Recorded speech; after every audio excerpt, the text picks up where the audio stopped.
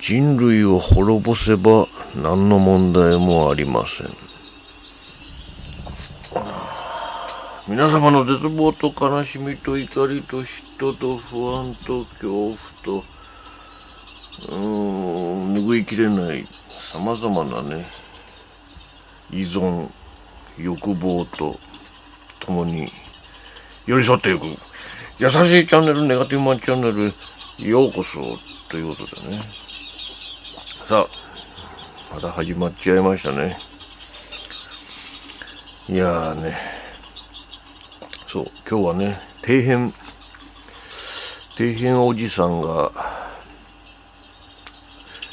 ね眉毛を整えてみる第2弾というか1ヶ月ぐらい経つとねまたボーボーになってしまうのでね、これ定期的に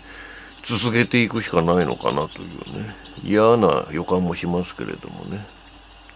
そうまあそれとね、まあこの底辺おじさんがこうね眉毛を整えるという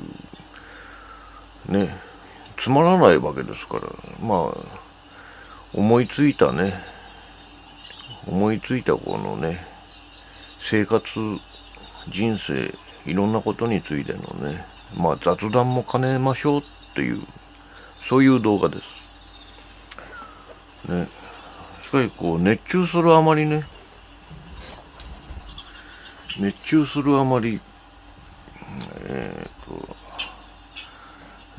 無言になる時間がね大量に出てしまいますからね。そうね、何か寂しい寂しい時間こうね落ち着きたい時間にね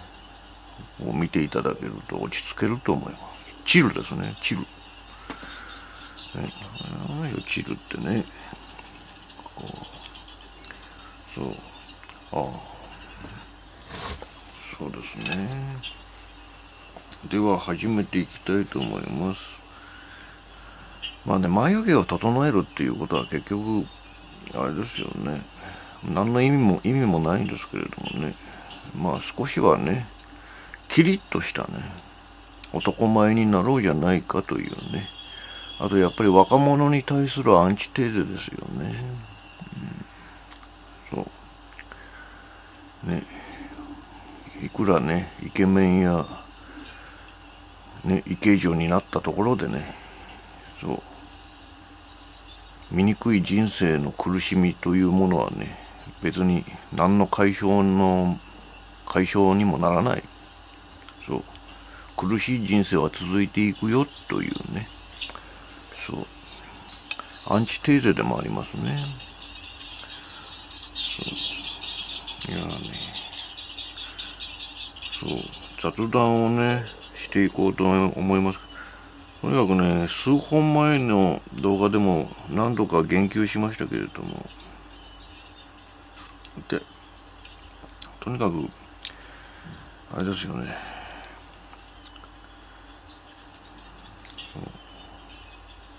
睡眠障害でねこの1週間睡眠障害の症状がひどく現れて苦しみました。そうなんでしょう、火曜か水曜かなんて1日1時間ぐらいしか眠れませんでしたね。もうほぼ寝てないのと一緒ですよね。そういや苦しかったですね。この睡眠学者たちの言うことがあんまりね効果的ではないですね。眠る前にあれを食べるな飲むなとかね、結局ねコーヒーをしっかりと飲んだ後でもぐっすり眠れる時はありますからね。そうあとなんだろう、眠れない時は布団やベッドから出てそう作業をして眠くなるまで待てっていうね、これが超一流の睡眠学者が言ってるんですけれどね。私もね、それをしたいのでね、まず労働を止めてほしいですよね。労働がある限りそんな悠長な生活ができるのかっていう話。ね、休日ならね、いくらでもやってやりますよね。そう。っていうか休日なら別に眠くなるまで、ね、なんか、ね、ぼーっとするなり遊ぶなり、なんかね、何か作業をするなりしていればいいだけの話ですからね。じゃあ労働をまず止めることですよね。そう。それをね、そうなんですよ。そして、1時間ぐらいしか眠れなくても人間というのは恐ろしいものでね、その後の労働がじゃあグダグダになったかっていうとそうでもなくて、ね、しっかりとこなせるというのがね、恐ろしいですね。ね、1時間1時間しか眠れなくて、その後ね、労働場で倒れればね、そう、病室でゆっくり眠れるのにね、そう、しっかりこなせてしまうというのがね、恐ろしいですね、人間っていうのはね。さその翌日はね、疲れ切ってますから、ようやく眠れたんですけれども、その翌日またね、眠れなくなって、泣きたい気持ちになりましたね。そして、今度は3時間ぐらいしか眠れませんでしたけど、でも、しっかりとね、3時間でも、寝たなっていう感じだったんでね。これまた労働に影響はなかったんですけど、ひどい。ね。結局ね、労働がある限り、労働がね、中心になるというね、それが人生の一番良くないところですね。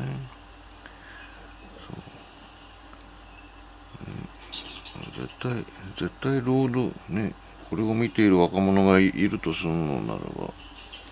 ね、そう、労働はしてはいけませんよ。そう、絶対後悔します。しなきゃ生きていけないとか言うのはね、なんかこう、精神障害を装ってね、生ポ受給を狙うっていうのはもうね、あらゆる抵抗をした方がいいですね。そうなんとか養ってもらえるんならね、ギリギリまでね、引きこもりやニートをした方が良いです。あと、おじさんからのね、的確なアドバイスで言えば、人間というのはおじさんおばさんになればね、もうなんて言うんでしょう、コンプレックスを抱くほどの差っていうものがなくなってくるんですよね。そうね、若いうちはいろんなね、マウントを取り合うでしょうね。年収だったりとかね、職業そのものだったりとかね、いろんなマウントの場面があったりとか、まだ自分自身も恥ずかしい思いっていうかね、なんか格差に苦しむ時代もあるでしょ。私なんか未だに苦しんでますけれども。ただね、もう死ぬ間際っていうか、ほぼほぼ人生が終了しかけているようなおじさんおばさんになればね、そう、同世代とそんなにマウント取ることがなくなるんですよね、不思議とね。なんかもうどうでもいいじゃんっていうところでね、そう。ようやくこう、なんて言うんでしょうね、学生時代のようにこう、なんて言うんでしょう、気軽に話せる時代がやってくるのでね。ですから若者たちはね、そんな、ね、同世代や友達とかね、こう労働場におけるうざったい連中とのね戦いに疲れる必要も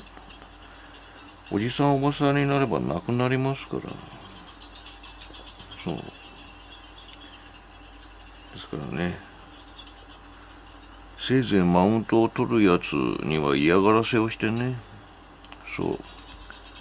時間の経つのを待つっていうのも一つの手だなと。それは最近そうおじさん思いますね。そうなんですよ。だって人生のイベントはもうね、あとは親が死ぬ自分が死ぬぐらいしか残ってないわけですよね。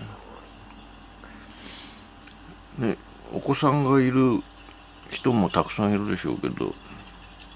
それだって大方子育ては終わって終わるわけですからね。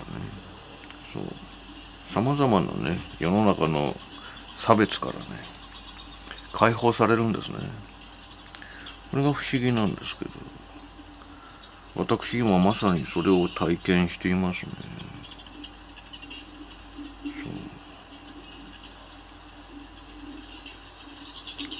まあね、そうは言っても私はね負けてしまいましたけれどもね。そうなんですよ。何でしょうね。そう人生という名の試合は終わっているわけですね。なんて言うんでしょうね。そう私のようなねおじさんは多いと思います。私の知り合いの新一と話してもね、まあ昔話ばかりですけれども、本当にね試合は終わったんだなっていうね。そう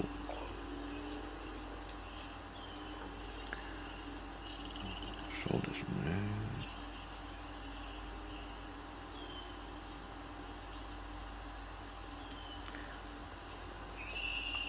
ああそうですね。雑談で言えば本当にあれですね。日に日に体の至るところが痛くなる。ね、若者もそんなことないだろうみたいなね。自分は健康だとか思うわけじゃないですか。それ自分は体が柔らかいから大丈夫みたいなね。そんなこと言ったら私なんてもうね体が柔らかいので有名だったぐらいですけど、ね、そんな男にもねだんだん体がバキバキになってきてね、そう手足首至るところ腰至るところがね悲鳴を上げてきます。もう年なんだなっていうね。生老病死、ね、四苦八苦、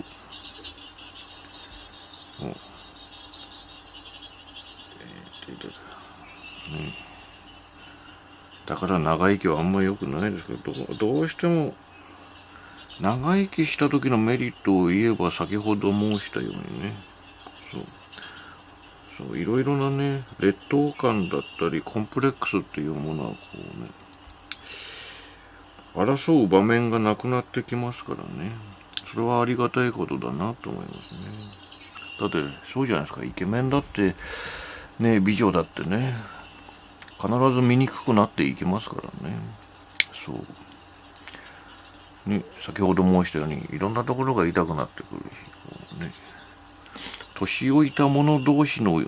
なんて言うんでしょうね醜い争いはそんなになくなってくるんですよね。若いうちってこうなんてこう変な万能感があるわけじゃないですかね。そういう万能感を持っている人間というのを僕は嫌ってきましたけれどもね。10歳のなんていうのわんぱく坊主じゃないんですからね。万能感いっぱいになんかね俺様はみたいなね、そういうめんどくさいなんて言うんでしょうね。そう、私はね、私を中心にね、男たちが動いているのよ的な美女とかね、美女というか単に生意気な女ですけど、そういうことが成り立たなくなってくるわけじゃないですか、男女ともにね。そう、全てにおいてこう、なんて言うんでしょうね、そう弱くなっていくわけですからね。そう、そして世間にも必要とされなくなってくるわけですから、だからそこまで来ればね、若い時のような苦しみはなくなってくるのかなと思いますね。最近そういうのはなくなってきましたね。まあね、賢い人ならばね、若い時からそういうのがない、恵まれた人ならなおさらないというね、愚かですね。人は人によって苦しむわけですよ。そう、大抵そうですよね。人は人によって苦しむんです。発達障害だったりね、自分の変な性格的な癖だったりっていうのもね、あれですね、人という鏡、そう鏡、そう、人という鏡があればこそね、醜く映ってね、いろいろな争いがあるわけですよね。人の、そう、またあれですよね、人と関わる場所、つまり学校とか、なんて言うんでしょうね、労働場だったり、まあね、っていう場所があるからね、それで人との比較で勝手に苦しんでみたり、または勝手にいじめられてみたり、非難を受けてみたりするわけですよね。それがなければね、人の苦しみなんていうのはそうないわけじゃないですか。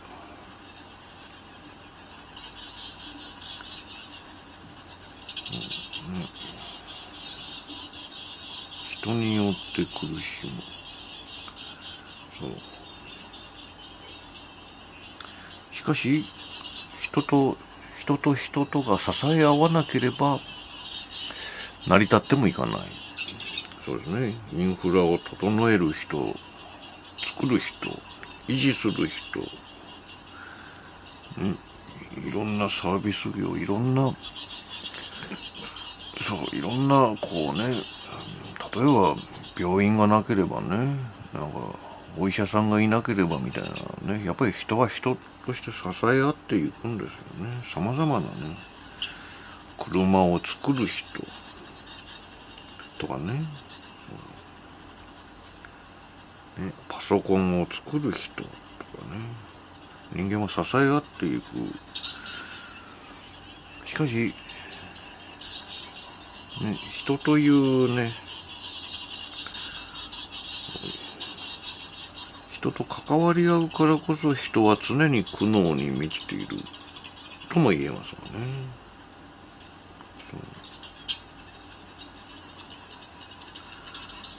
よく死刑囚は独房に入れられるって僕はね、いつも不思議に思うんですよね。死刑囚だからこそなんかこうね、あれじゃないですか、こう一般のね、非常に苦しい労働場においてね、その労働場に縛り付けて労働させた方がね、よっぽど死刑囚的には苦しいんじゃないかと。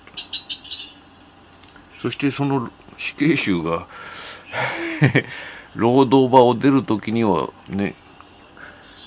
あれですよね、死刑になるために呼び戻されるみたいなね。それぐらい労働っていうのはね、死刑囚にぴったりなんじゃないの。なんで独房に入れるんだと思うんですけどね。未来が全くない状態で労働をさせるね。それが一番死刑囚にとって嫌なことなんじゃない。もちろん人とのつながりがあってね。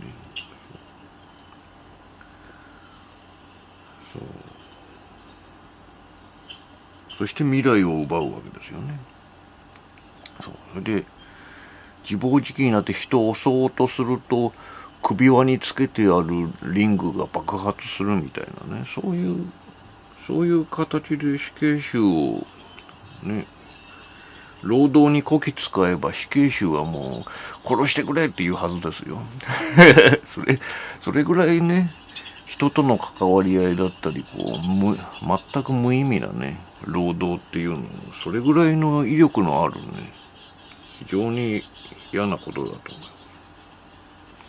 私が死刑囚なんて独房に入ったらね、多少ね本の貸し出しとか借りることができれば余裕で何十年でもいけると思いますけど、ただ全く情報が入らないとかいうのは確かにね苦しいなと思いますけど、まあそもそもね、なんだろう、袴田さんみたいなもう明らかに検察がおかしい怪しい証拠不十分というか、もう怪しい捏造ね、明らかに警察と検察が怪しい事件以外のね、もう確定的な死刑囚をね早くね死刑にした方がいいと思いつつね、いや待てよとね、税金の無駄遣いとか言うけれども、やっぱいつ死刑になるかわからないっていう状態で生き延ばすのは、まあそれもまた一つの手かなとも思いますね。恐怖を与えつつね。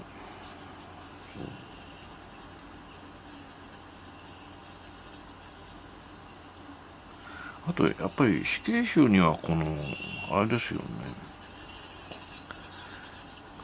幸せそうなインスタとかね、 YouTube でも何でもいいですけど、幸せそうなね、世の中で充実している陽キャのね動画しか見れない 特別な SNS を開発して見せ続ける、死刑囚の部屋で強制的に見せ続けるっていうのも手だと思いますね。幸せそうな人たちが常に映っている、ね、画面を見せ続けるっていうね。そうするとね、いかにサイコパスだったり残忍な死刑囚でも嫌な気分になる嫌な気分になるんじゃないですか。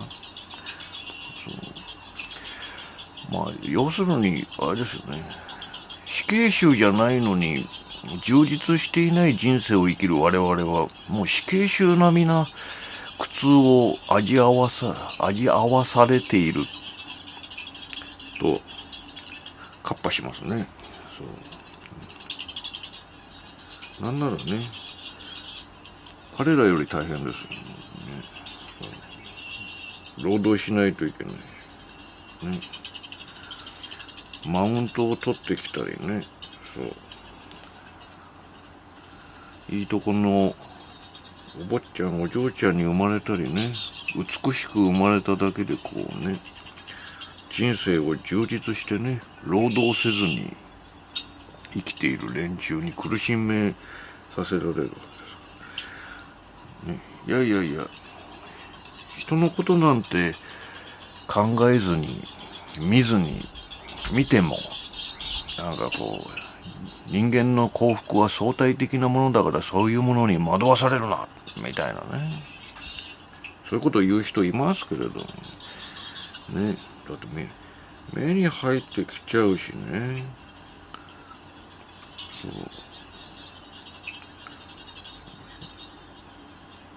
それも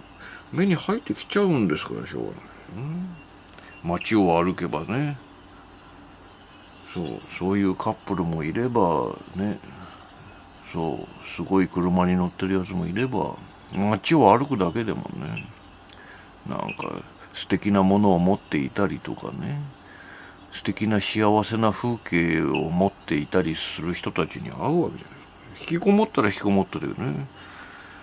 もう全くインターネットを遮断してみたいな生活を送らない限りね、そしてそうやってそういう生活を送る引きこもりの人がいるとすれば、それはそれで死刑囚みたいじゃないですかね。とんでもない話です。だから相対的だから気にするなっていう理論はあれですよね。なんかこう腑に落ちないですね。言ってることは正義だし、言ってることは正しいのかもしれないけれどもね、人間の複雑性だったり、こうね、薄汚い本能っていうのを無視してますよね。そんな境地に至るぐらい、至るまではね、どんな修行が必要なのかみたいなね。皆さん坊主ではないわけですから、神父さんやね、修道士ではないんですから、尼さんではないんですからね。どうしてもこの薄汚い世界で労働していかないとみたいなね。いや、僕はしなくていいと思いますけど、どうしたってね、苦しい人たちの方が多いわけですからね。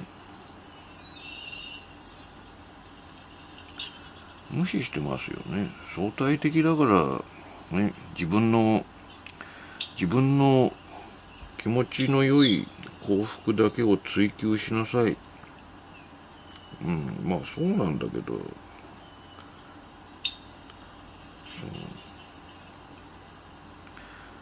なんていうのかな、それはあれですよね。人間に必要な栄養素はカロリーメイトで事足りるからね、3食カロリーメイトと時々水を飲みなさいみたいなね、食事で言うとね。まあ確かにそうだけどさっていう話ですよね。たまには無駄なチョコレートや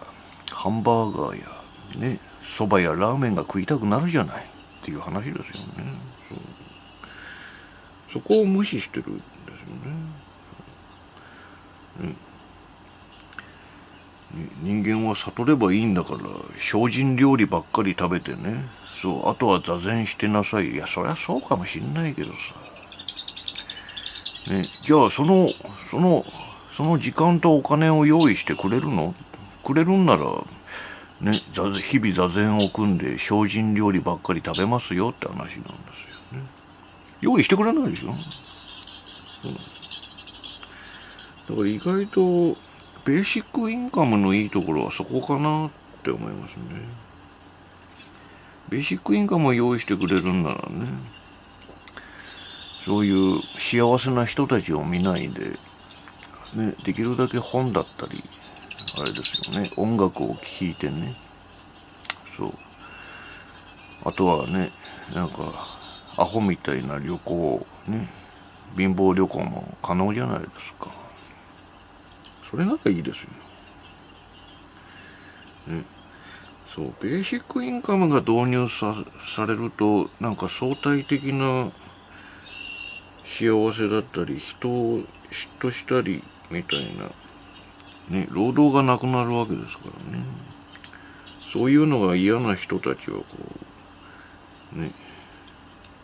ひっそりと生きられるという意味合いにおいて、結構、ね、ベーシックインカムはいいのかもしれませんよね。いや、もちろんいいんですけどね。相対的だから気にするなっていう、ね。それは極論ですよね。相対的だから気にするなっていうのは、じゃあ、どうしても目に入るから、ね、みんな結婚禁止とかね。みんなラーメン禁止とかね、みんな、なんだろう。なんか幸せを見せつけるの禁止みたいなね、極論に至ってしまいますよね。まさしくね、共産主義的なね。そういう極端に走ってしまう。それは非常に良くないなと思いますね。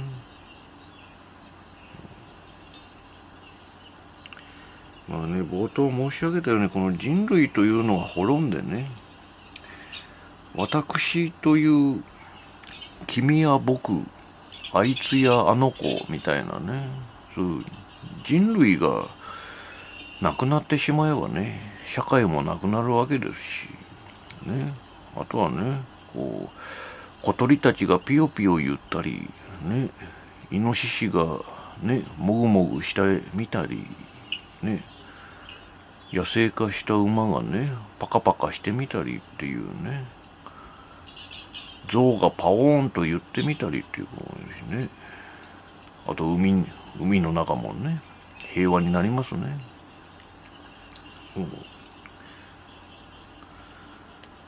それでいいと思うんですよね。そう。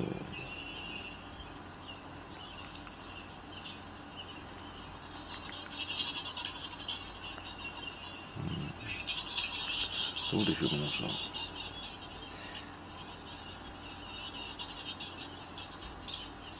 キリ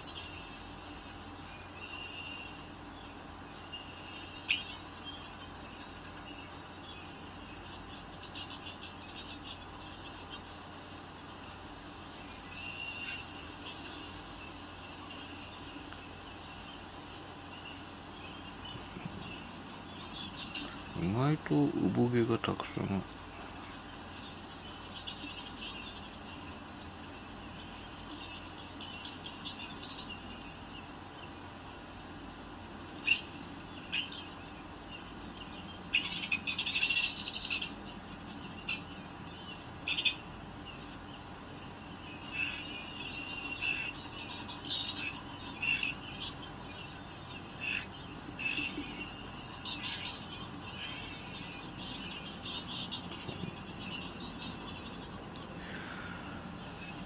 そうですね。あとあれですよね、なんて言うんでしょう。そう。私もね、いろんなことをこのチャンネルで言ってますけど、あまりね、個人の情報を出さないですけども、とりわけね、昔の女性問題とかね、言いませんけれども、あれなんですよね。それはうまくいった試しがないからですよね。そう。俺もね、本当は深掘りして別に告白してもいいんですけれども、まあ、そこまではまだ至ってませんね。なんか世の中うまくいった連中のね、話っていうのがなんかこう、聞いてて何の参考にもならないんで、私のね、失敗談とかね、失敗談とか憎しみ談の方がよほどね、役に立つと思うんですけどね。成功したやつとかよく言うじゃないですか。ね。成功したっていうかこう、常にこう異性とうまくいく連中っていうのはね、別れても友達のままだよみたいなね、仲いいよとかね、そういう連中の話ほどあれじゃないですか。参考にならない話はないですね。そういった意味でも私のね、悲しい失敗談だったり、失敗談というかこうね、そんな人間はそんなに器用じゃないよっていう話をね、した方がよっぽどね、慰めになる、参考になると思うんですけど、それをね、話す勇気というか、あれですね、そういう心境には至っていないですね。至っていないです。なんでそんな話をするのかって言うと、あれじゃないですか、なんか YouTube でこう何十万人もいるようなね、まあこのね、私のネガティブマンチャンネルもね、潜在的なチャンネル登録者数2億人を誇りますけれどもね、何十万人もいるようなね、YouTuber でこう、下り顔でね、なんかこう自分は人間とうまくいく生き物だからみたいなことをね、まあざっくり言えばですよ、女性問題にしても労働場においても生活においてもですよ。なんかね、完璧超人みたいなことを言ったりするじゃないですか。あれがムカつきますね。そうね。また実績があるじゃないですか。実績があるからもうなんかこう自分で気づいてないのかもしれませんけども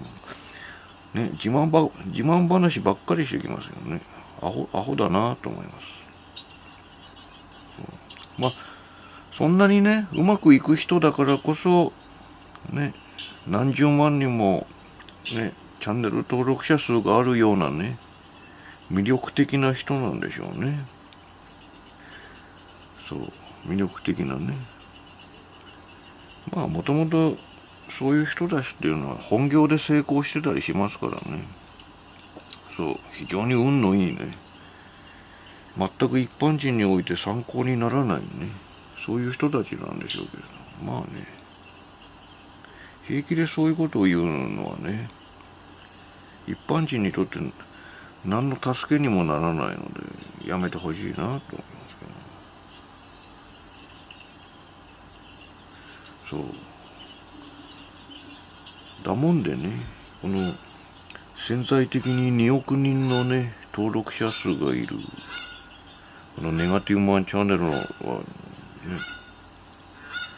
こう、考えさせられることが多いんじゃないのかな。またはね、このね、世界一傷を舐め合えるね、優しいチャンネルなんじゃないの。そう思いますね。人の人生に憧れている暇はね、ないんですよ。そして冒頭申し上げた通り、話がうまく起承転結しますけれどね、もう人生のイベントが終わるようなね、おじさんおばさんになったらね、別にもうどうでもいいんですよ。ね、成功だの失敗だのみたいなね。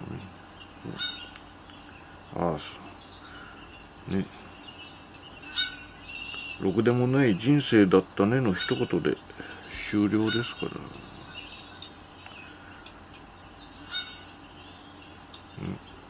まあただそれでもね、私なんていうのはこうね、全く何もなかったわけですから、やっぱりこうね、非常にこう復讐をね企てようかなって。まだね、いろんなところが痛いとは言っても、まだ体が動くうちにね、過去の恨みを持つ者たちに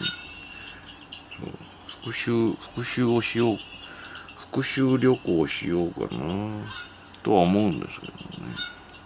なかなか日々のろくでもない労働にね、忙殺されてね、そうできずにいるのがね、悔しいといえば悔しいですね。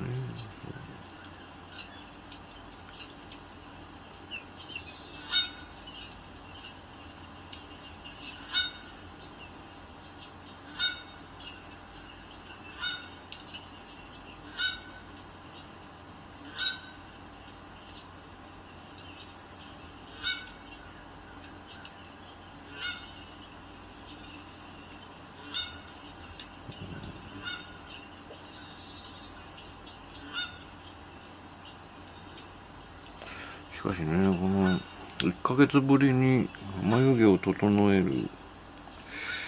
なかなかあれですね、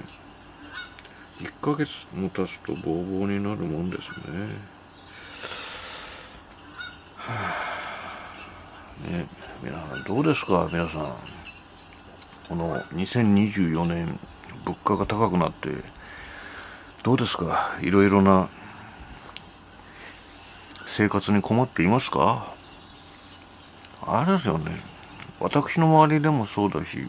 私自身もそうですけど、なんかこう購買欲が奪われますね。購買欲がね。そうなんかもうコロナ前とコロナ後って世界ってなんか結構違ってますよね。なんかいろいろなものがこう制限を受けたりとかね、まあウクライナの戦争、ロシア・ウクライナ戦争もそうですけれどもね、ロシア・ウクライナ戦争の前にコロナがあったわけですよね、時系列でいうと。コロナ前とコロナ後でなんかこうそもそも論としていろいろなものの需要っていうものがもうめちゃくちゃになってる気がしてね、なんか購買意欲があんまり湧きませんね。そう、皆さんどうですか、ね、楽しく生きていますか、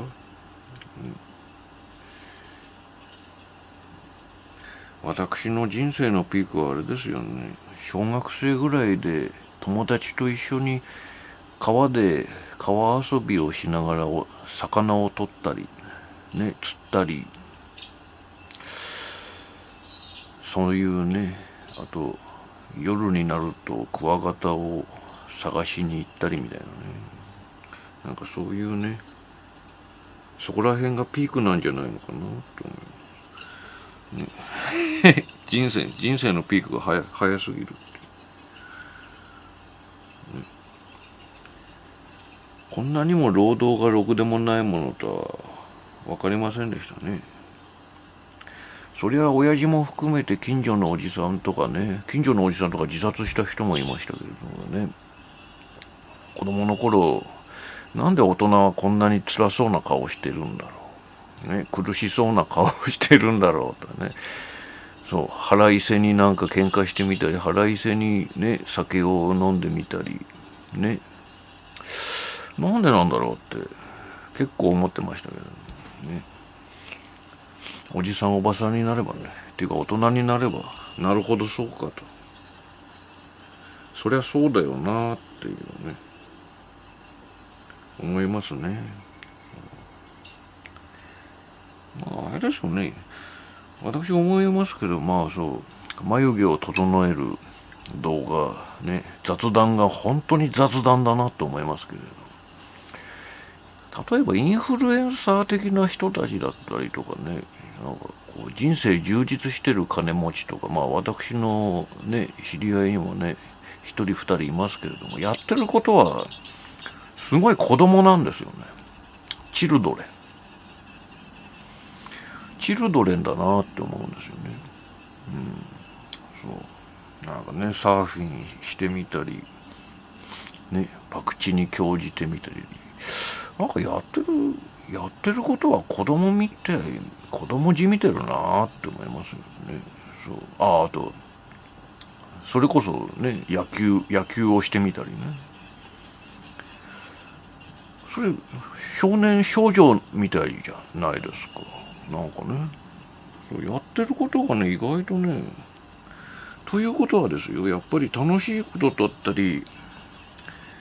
ね、充実感を感じることだったりっていうのはやっぱりね子供をじみてるんじゃないのかな、そんな感じもいたしますよ。そ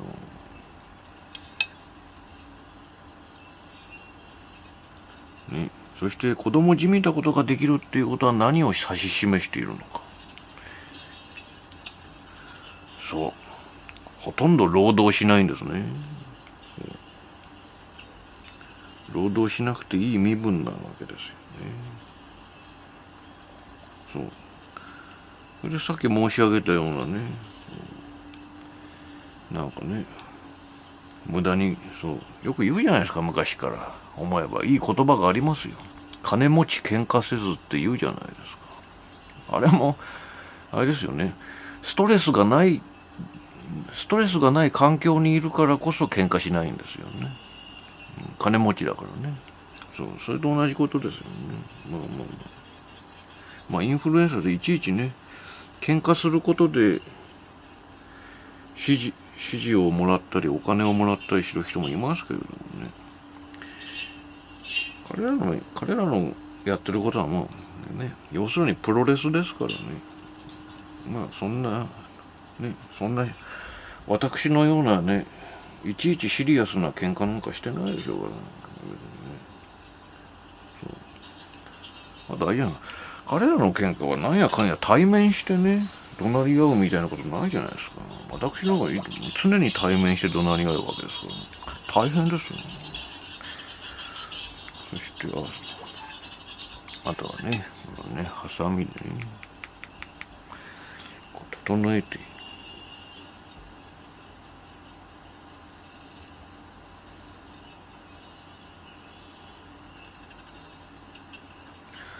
整えるのも大変ですよね。あんまり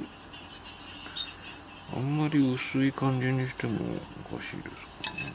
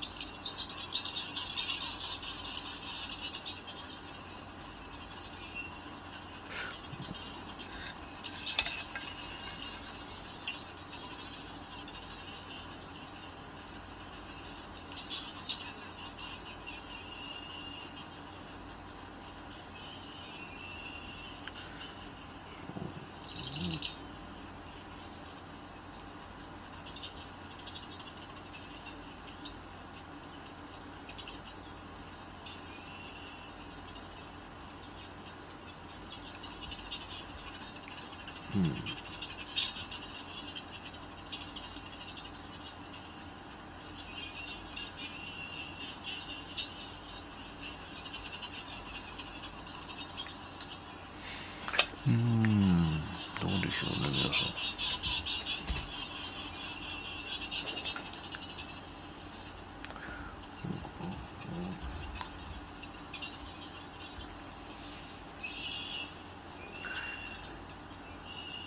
さあ、ほぼほぼ終わりましたけどね。どうでしょう。いやー、すっきりとしてなかなかいいんじゃないですかね。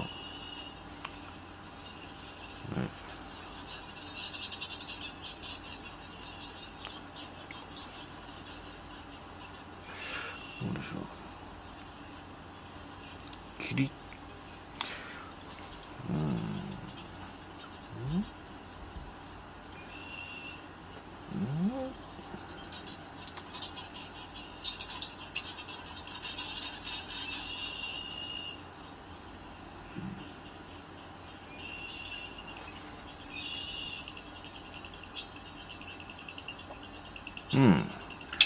まあこんな感じですかね。そう、結構今日は有意義なね、前回と違って2回目はさすがに慣れて